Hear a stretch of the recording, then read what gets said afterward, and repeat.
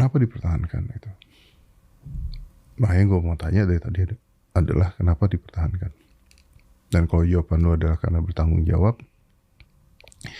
orang banyak melakukan kesalahan, tapi nggak banyak orang bisa bertanggung jawab terhadap kesalahannya.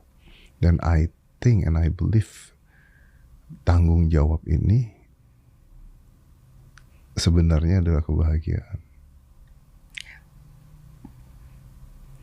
Gue ngurusin anak sendirian. Ya nggak sendirian, tapi ada momen-momen gue ngurusin anak sendirian. So I gonna tell you this. Lo tau gak ngurusin anak sendirian tuh masalahnya apa? Apa? Oke. Pertama capeknya 2 kali.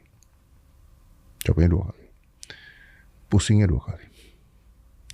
Begadangnya 2 kali lipat. Emosinya 2 kali lipat. Marahnya 2 kali lipat. Tapi